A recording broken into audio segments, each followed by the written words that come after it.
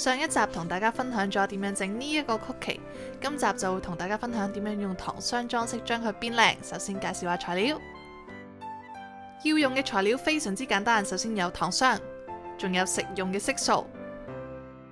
整糖霜裝飾嘅步驟亦都非常之簡單，首先將糖霜滗喺碗入邊，我會分兩個碗，係因為我今次會用嘅顏色有兩隻。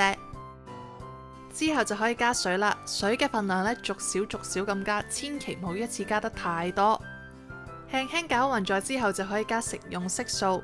大家見到呢，我嗰一兜嘅糖霜呢，其實仲係傾埋一嚿嘅，但係因為我嘅食用色素係液體嘅狀態啦，加咗入去之後呢，會令到嗰個糖霜更加稀身，所以我就唔想一早加太多水，等佢太稀身住嘅。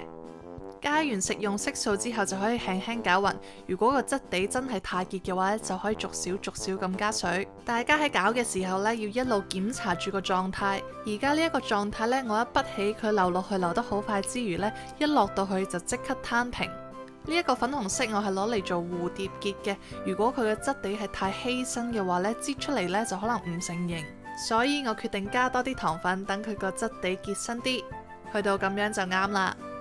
另一兜都係一樣咁做，不過就落唔同顏色嘅食用色素。其實真正嘅糖霜呢係用蛋白而唔係用水溝成嘅，但係我哋又唔會攞個糖霜去加熱，生嘅蛋白我真係唔敢食啦。整好晒啲糖霜之後，我就會用一把刀將綠色嘅糖霜抿喺曲奇嘅面頭，然後額外攞一啲糖霜喺曲奇嘅上面過篩，製造一個落雪嘅感覺。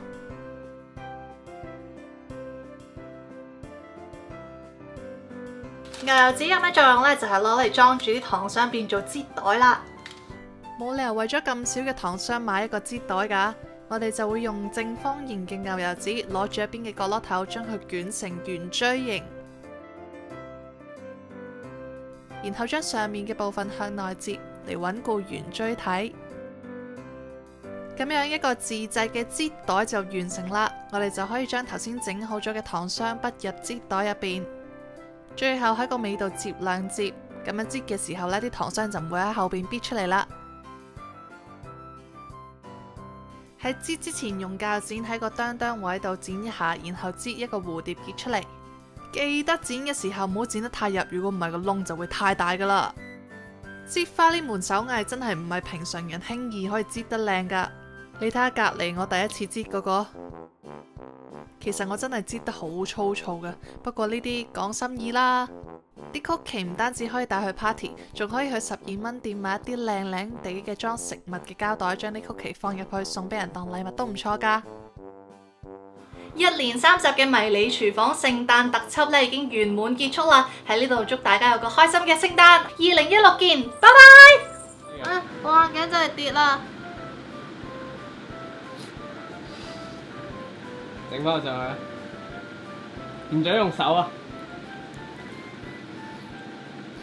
唔得，個拉帽頂住咗。